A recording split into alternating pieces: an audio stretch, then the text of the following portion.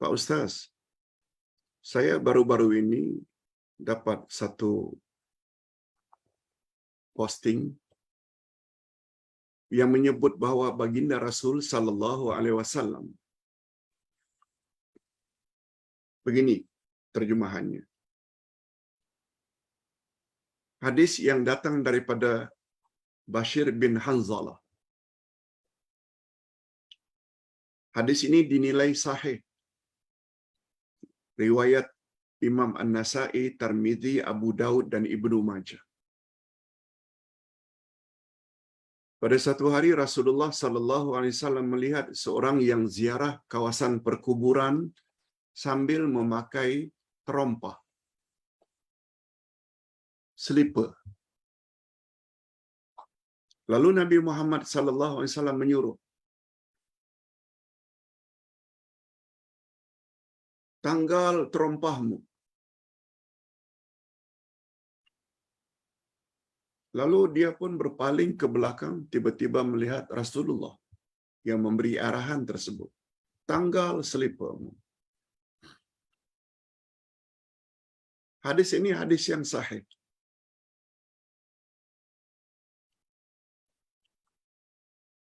Cuma kita kena ingat,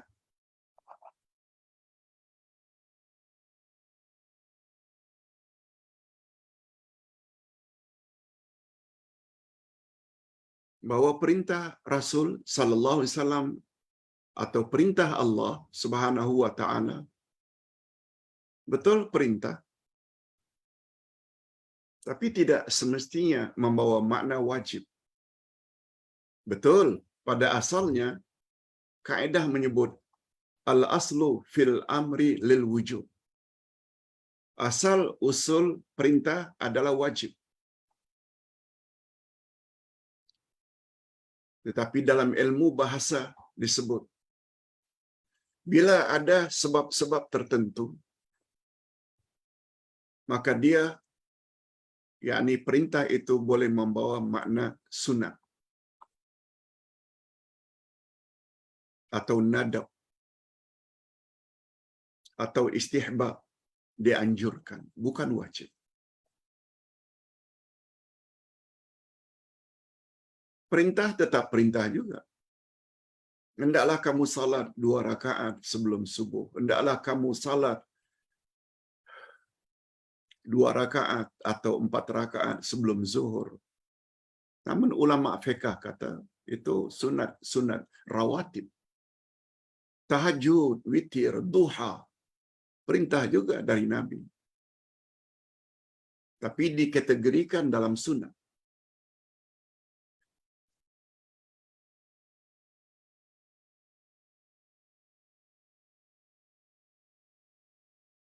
Itu sebabnya begitu juga sebaliknya terhadap larangan. Bila larangan itu boleh membawa haram dan boleh juga membawa makruh. Jangan kamu salat ke masjid berjamaah setelah kamu makan bawang. Hari ini petai, jering, sebab dia dapat mengeluarkan bau yang tidak enak. Bukanlah maknanya makan itu semua haram. Makruh.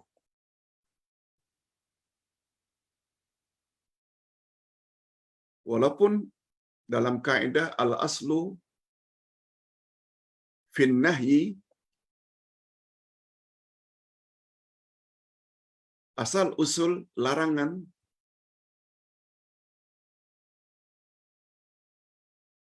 litahrim, untuk mengatakan haram. Setiap larangan adalah haram. Tapi atas sebab-sebab tertentu, haram itu akhirnya jadi makruh. Ini semua yang perlu dimiliki oleh orang-orang yang menetapkan hukum. Para fuqaha. Barangkali kita tak ada ilmu itu. Oleh sebab itu kata Ibnu Hajar, larangan Nabi jangan pakai selipar atau terompah ketika ziarah kubur hanya makruh, bukan haram. Apalagi menurut Imam At-Tahawi, lagi cantik pandangan Imam At-Tahawi ketika menjelaskan hadis itu, galakan Nabi sallallahu alaihi wasallam agar tanggal terompah atau selipar ketika menziarahi kawasan perkuburan jika kawasan perkuburan itu bersih. Apalagi di kawasan Mekah dan Madinah, semuanya padang pasir, tak ada duri. Berjalanlah, tak ada masalah. Tetapi kata Imam At-Tahawi, bila perkawasan kubur itu tidak bersih, banyak duri-duri yang tajam, berbahaya jika kamu berjalan tanpa selipar, boleh memakai selipar. Okey. Itu jawapan ringkas Ustaz tentang apa hukum memakai selipar ketika ziarah kubur. Sama ada mengantar orang meninggal dunia atau ziarah sesekali ke kuburan, boleh pakai selipar. Apalagi di kawasan kita sungguh banyak duri-duri tajam yang berada di celah-celah rumput-rumput. Berbahaya. Boleh luka kaki bila tak pakai selipar. Okey. Kesimpulannya, menurut majoriti, hukumnya hanya makruh. Itu pun kalau kawasan itu bersih. Tidak timbul hukumnya makruh apabila kawasan itu memang terdiri daripada batu-batu atau duri yang tajam. Pakai selipar. Hadirin dan hadirat rahimakumullah.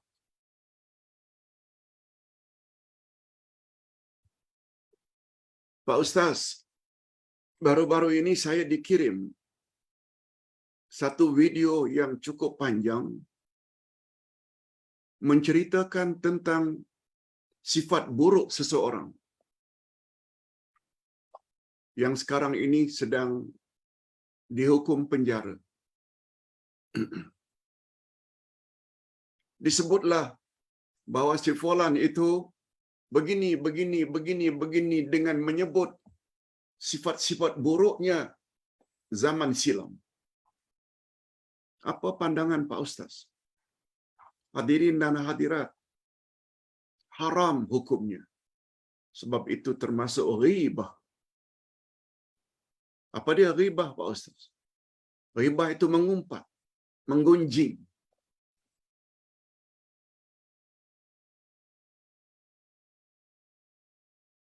Pada suatu hari Nabi Muhammad sallallahu alaihi wasallam tanya kepada para sahabat, "Atadruna mal ghibah?" Tahukah kamu sekalian apa itu ghibah? Mengumpat.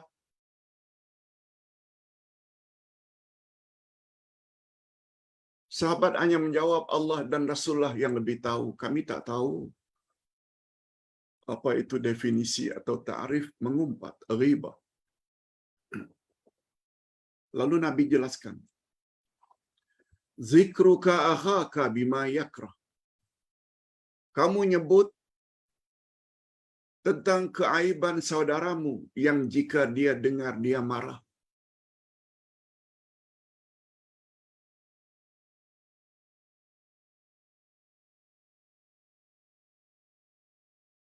Mengumpat maksudnya kamu menceritakan keburukan, keaiban seseorang yang jika dia dengar A cakap pada B tentang C. Ya, perkara-perkara yang tidak baik tentang C. Yang bila C dengar, C marah. Itu ghibah. Mengumpat. Seorang sahabat bertanya, macam mana ya Rasulullah? Sekiranya yang dia ceritakan itu memang ada sifat buruk itu pada C. Sebagai contoh tadi A, B, C. Bukan air batu campur. A cakap pada B tentang keburukan C. Yang bila C dengar, C tersinggung, C marah. Terhadap pertanyaan ini, Nabi jawab lagi. Jika seseorang menceritakan kepada orang lain tentang keburukan orang yang ketiga, yang keburukan itu memang ada pada orang yang ketiga. Dia orang yang pembohong, dia orang yang tidak amanah, dia orang yang begini dan begitu. Jika sifat itu memang ada pada orang yang ketiga itu yang namanya ghibah, mengumpat.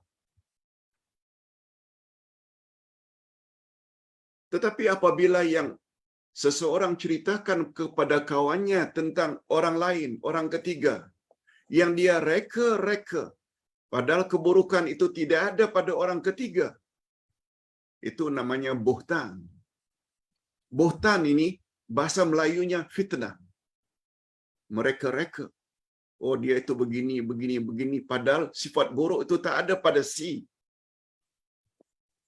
Itu lagi teruk. Oleh sebab itu,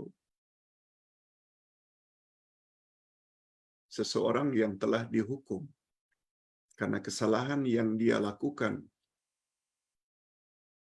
sehingga mahkamah tetapkan hukum, tak perlulah kita tidak sebut-sebut lagi keburukannya.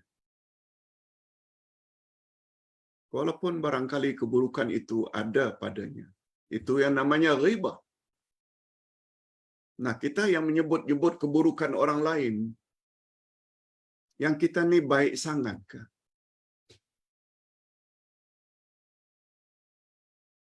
Biarlah orang berkenaan menerima hukuman, jangan kita tambah-tambah lagi kesedihan orang berkenaan. Apalagi 2 minggu yang lalu kita ada belajar nama Allah Al-Halim.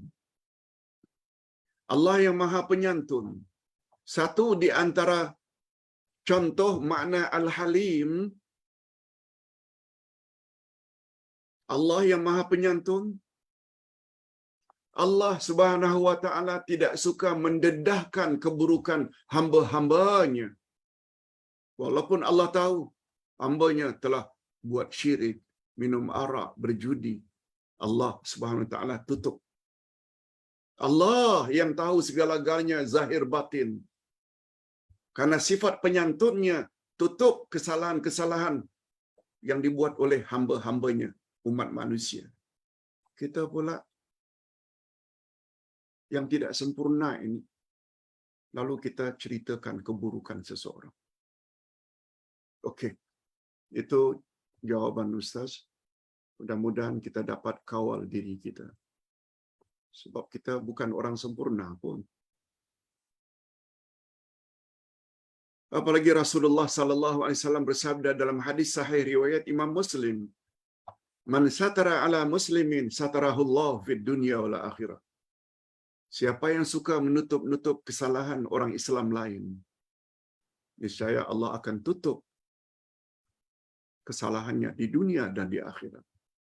Lihat, besar ganjarannya orang yang tak suka mendedahkan keburukan orang lain. Hadirin dan hadirat rahimakumullah. Pak Ustaz, saya dapat satu video yang Ustaz berkenaan mengatakan bila kita bersin dalam salat, lebih-lebih lagi ketika membaca ayat-ayat Al-Quran, rukud qauli, Allahu Akbar,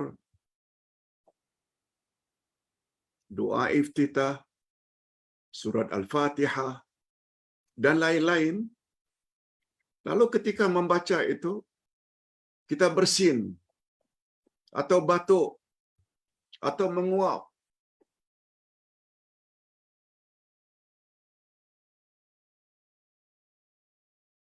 Salat kita boleh batal. kalau apa yang kita baca itu ketika kita batuk, menguap atau bersin, kita tidak ulang, salat jadi batal. Ustaz beri sedikit pencerahan. Sebenarnya menguap, batuk, bersin tidaklah membatalkan salat pada asalnya. Pada asalnya. Tapi semua kita tahu, dalam salat ada rukun qauli, ada rukun qalbi, niat. Dia tak ada kaitannya dengan bersin, batuk, menguap. Rukun amali, qiyam, ruku', i'tidal, sujud, amal kita. Duduk, tak ada kaitan dengan bersin, menguap, batuk. Tapi rukun qauli, memang boleh batal salat seseorang. Apabila dia sedang baca Al-Fatihah, lalu dia bersin, sehingga terputus ayat tersebut.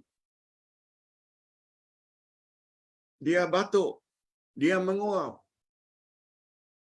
Ihdinas sirat mustaqim. Bacaannya dah tak betul. Kalau dia tidak ulang, teruskan saja, iyyaka na'budu wa iyyaka nasta'in, batal salat. Sebab bacaannya ihdinas siratal mustaqim jadi salah dah, tak betul.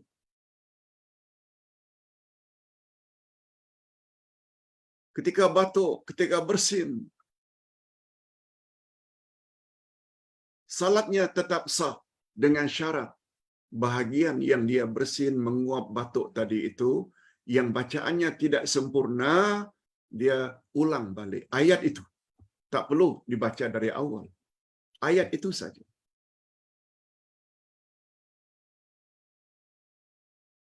Itu penjelasan Ustaz. Betul apa yang disebut di dalam video tersebut? Batal apabila ayat yang dia baca tidak sempurna disebabkan menguap, batuk dan bersin, dia tidak ulang, batal salatnya. Sebab surah Al-Fatihah termasuk rukun salat. Nah, yang terakhir, Pak Ustaz, apa perbezaan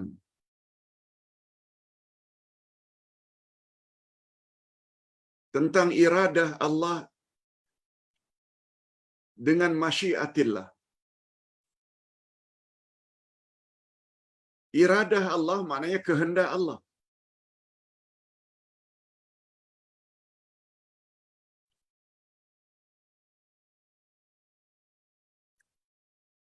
Iradah Allah hendaknya maknanya kehendak Allah. Masya Allah juga membawa makna kehendak Allah. Itu sebabnya orang Arab bila bertanya maza turid, apa yang awak hendak, apa yang awak mau,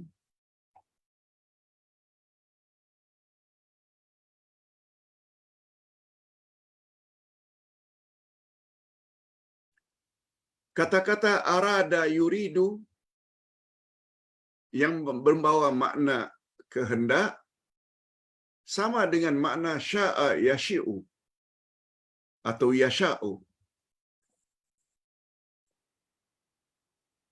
Itu sebabnya insya Allah, jika Allah berkehendak. Sya' itu maknanya berkehendak.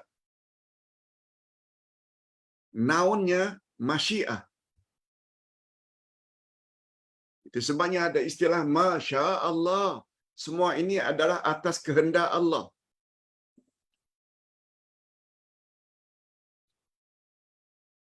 Bila ditanya apa bezanya Pak Ustaz antara iradah Allah dengan masyiatillah, jawabnya sama. Iza aradallah, apabila Allah berkehendak. Sama dengan insya Allah, jika Allah berkehendak. Sama. Arada dengan sya'a sama maknanya. Kehendak. Cuma yang perlu ditanya, kehendak Allah ada berapa jenis? Kehendak Allah ada dua jenis.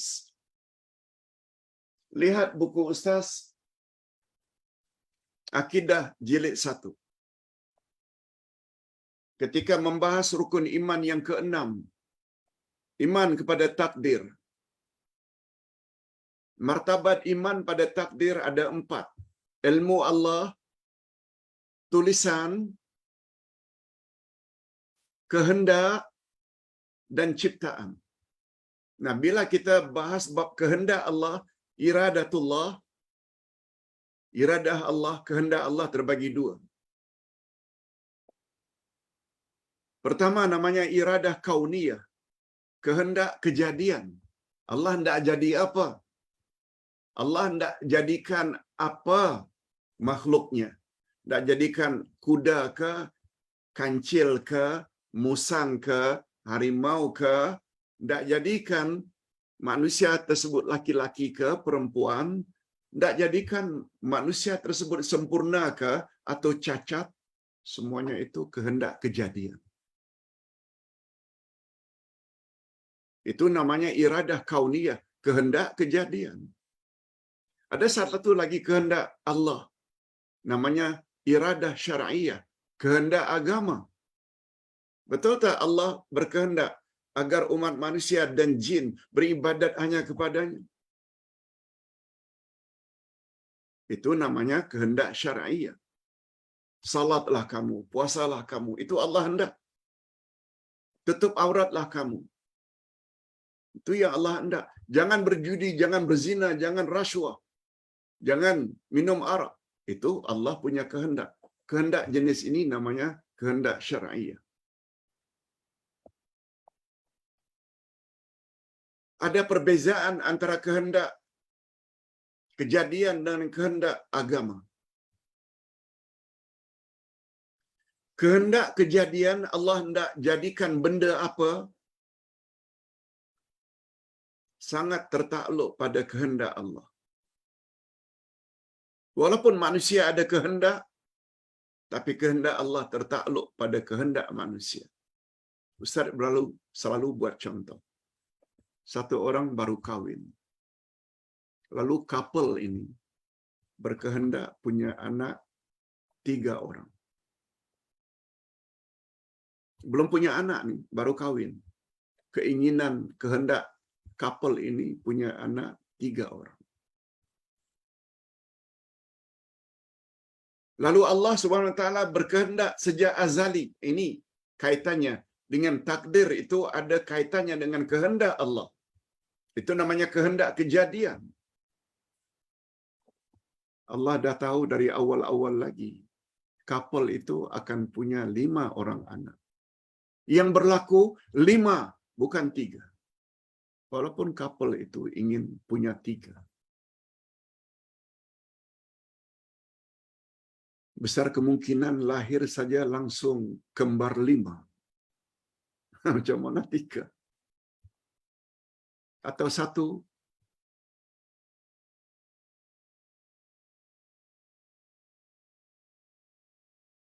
Dua, 3, kadang-kadang bersesuaian dengan kehendak Allah.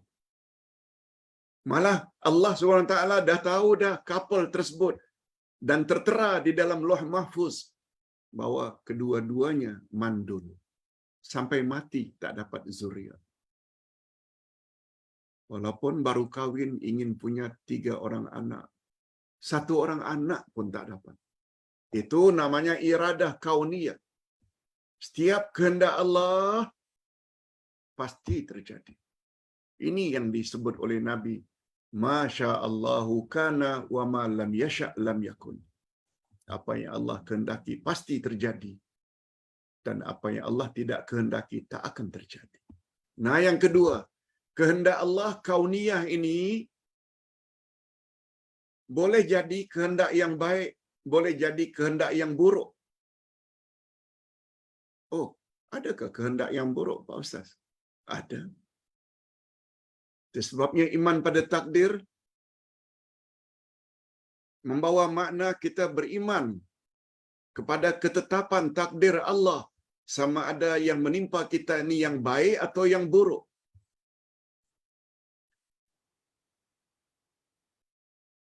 Couple tersebut yang ingin punya 3 orang anak, taruhlah dapat 3 orang anak. Dan couple tersebut menginginkan semua anaknya sempurna, comel, cantik. Tapi bila Allah berkehendak satu daripada anaknya cacat, akan cacat. Itu maksudnya kehendak Allah. Ada yang baik dan ada yang buruk. Semuanya daripada Allah. Itu kehendak kejadian. Tapi kehendak agama beza. Kehendak agama, semua kehendak Allah adalah baik belaka. Semua kehendak Allah adalah baik belaka. Allah suruh salat, baik tak? Allah suruh puasa, baik tak? Allah larang rasuah, baik tak? Larangan itu tu baik tak? Kalau langgar awak nanti akan malu. Larang berzina, larang berjudi, larang minum arak. Semua yang datang daripada Allah atas kehendak Allah, kehendak agama, sama ada suruhan atau larangan, semuanya baik belaka. Itu satu bezanya. Kehendak kejadian tadi boleh baik, boleh buruk. Itu sebabnya ada orang Islam, ada orang kafir. Alhamdulillah, kita ditakdirkan oleh Allah jadi orang baik. Memeluk agama Islam. Taat kepada Allah, taat pada Rasul. Kan ada sebagian manusia, malah majoriti, tidak taat Allah, tidak taat Rasul. Itu maknanya tidak baik. Allah yang menjadikannya. Cuma jangan salahkan Allah. Allah beri akal. Allah turunkan Quran. Allah utuskan Rasul untuk jadi pembimbing. Lalu tak mau ikut. Itu salah kamu. Kembali kepada persoalan. Kehendak agama semuanya baik. Sebagaimana contoh tadi. Sama ada suruhan atau larangan. Semuanya baik belaka. Nah, yang kedua. Perbezaan yang kedua. Kehendak Allah yang kehendak agama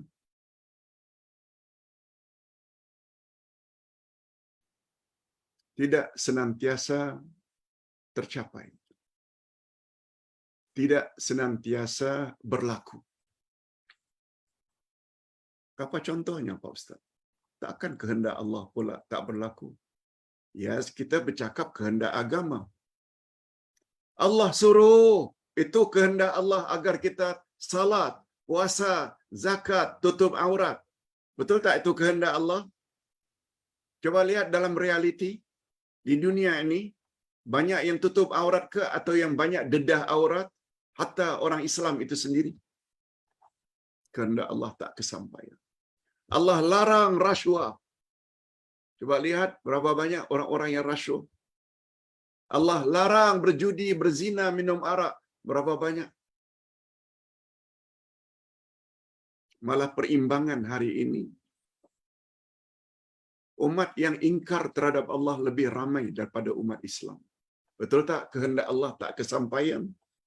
Padahal matlamat Allah cipta manusia dan jin. Allah sebut, "Wa ma khalaqtul jinna wal insa illa liya'budun." Aku tidak jadikan jin dan manusia melainkan agar mereka beribadat padaku. Apakah semua manusia hari ini beribadat pada Allah? No. Okey.